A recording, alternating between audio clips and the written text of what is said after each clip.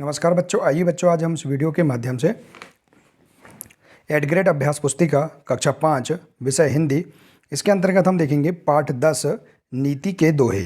देखिए बच्चों, इस पाठ के अंतर्गत दिए गए सभी प्रश्नों के आंसर हम किस प्रकार से अपनी हिंदी की पाठ्य पुस्तकों से पूर्ण कर सकते हैं, आइए आज हम इस वीडियो के माध्यम से जानेंगे। देखिए बच्चों, इस पाठ के अंतर्गत दिए गए सभी प्रश्नों के आंसर हमें अपनी हिंदी की पाठ्य पुस्तक से ही पूर्ण करना है। देखिए यहाँ प्रश्नों को पूर्ण करने के लिए निर्देश भी यहाँ प्रदान किए गए हैं। तो आइए देखते हैं इस पाठ के 10 प्रश्न के आंसर। देखिए इस प्रकार से हम पूर्ण कर सकते हैं। पहला प्रश्न है, देखिए, जाके हृदय साँच है ताके हृदय आप, पंक्ति में आप किसे कहा गया है? तो देखिए यहाँ पर देखेंगे पृष्ठ क्रमांक 67 में प्रथम दोहे में तो भगवान को कहा गया है। इसके बाद अगला प्रश्न है, सिल शब्द का हिंदी मानक रूप लिखिए। तो सिल का हिंदी मानक रूप है सिला। इसके बाद देखिए अगला है, बोला क्रिया शब्द से एक वाक्य बनाइए तथा उसमें आई सहायक क्रिया को भी रेखांकित कीजिए। तो उसने मुझसे झूठ बोला। इसके बाद देखिए अगला प्रश्न है, प्रश्न 4, निम्नलिखित शब्दों के हिंदी मानक रूप लिखिए। देखिए जैसे लोन, तो लोन का हिंदी मानक रूप है नमक। सुजान का हिंदी मानक रूप है विद्वान। और रसरी का मानक रूप है, हिंदी मानक रूप है रस्सी। और कागा का हिंदी मानक रूप है कौवा। तो इस प्रकार से आप इन शब्दों के मानक रूप लिख सकते हैं। इसके बाद देखिए अगला प्रश्न है, प्रश्न 5, आपको कौन कौन से फूल अच्छे लगते हैं? अपनी पसंद के किन्हीं दो फूलों के विषय में दो दो पंक्तियाँ लिखिए। तो देखिए हमें गुलाब और गेंदे के फूल पसंद हैं, तो आप इनके बारे में पंक्ति भी लिख सकते हैं। गुलाब का फूल लाल रंग का होता है, गुलाब का फूल में कांटे होते हैं।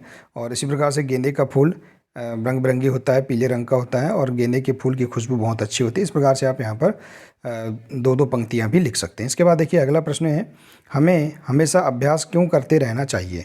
तो पृष्ठ क्रमांक 67 के दोहा 5 में देख सकते हैं, क्योंकि अभ्यास करने से हम उस कार्य में निपुण हो जाते हैं।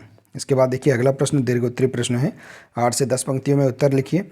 तो पाठ 10 नीति के दोहे में दिए संत कबीर के दोहों का भावार्थ अपने शब्दों में लिखिए।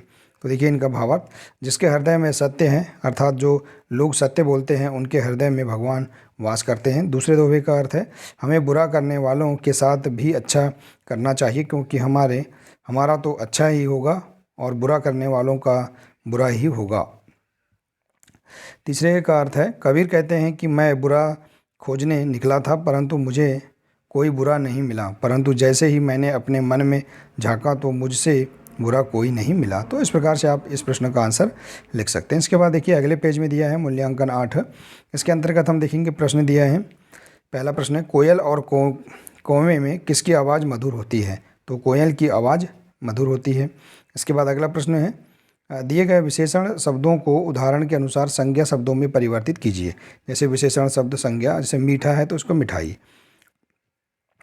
तो जैसे बुरा है तो बुराई, खट्टा है तो खट्टाई, और अच्छा है तो अच्छाई, और तरुण है तो तरुणी। तो इस प्रकार से आप यहाँ पर विशेषण शब्दों के संज्ञा शब्द बदल सकते हैं। ठीक है, संज्ञा शब्द बना सकते हैं। इसके बाद देखिए अगला प्रश्न है, प्रश्न तीसरा है, निम्नलिखित पंक्तियों के कवि का परिचय देते हुए भावार्थ लिखिए। जैसे कोयल काकी देत है, कागा कांसो लेत, तुलसी मीठे वचन ते जग अपनो कर लेत। तो यह दोहा कवि तुलसीदास जी ने लिखा है। इसका भावार्थ है कि कोयल और कौवा की किसी को कुछ न लेता न देता, पर उनकी वाणी ही प्रभावित करती है। तो इस प्रकार से आप इस प्रश्न का आंसर बता सकते हैं। तो देखिए बच्चों, इस प्रकार से हम यहाँ पर इस पाठ के अंतर्गत दिए गए इन सभी प्रश्नों के आंसर हम अपनी हिंदी की पाठ्य पुस्तकों से इस प्रकार से खोज कर हम लिख सकते हैं। तो बच्चों, आशा है कि आपको इस पाठ के अंतर्गत दिए गए सभी प्रश्नों के आंसर समझ में आ गए होंगे। देखिए बच्चों, यदि आप इसी प्रकार से इसके आगे के और भी अन्य वीडियो देखना चाहते हैं तो आप हमारे इस चैनल को सब्सक्राइब कर लें, बेल आइकन को प्रेस कर लें, ताकि आने वाले सभी महत्वपूर्ण वीडियो आप तक पहुंचते रहेंगे। मिलते हैं नेक्स्ट वीडियो में। नमस्कार।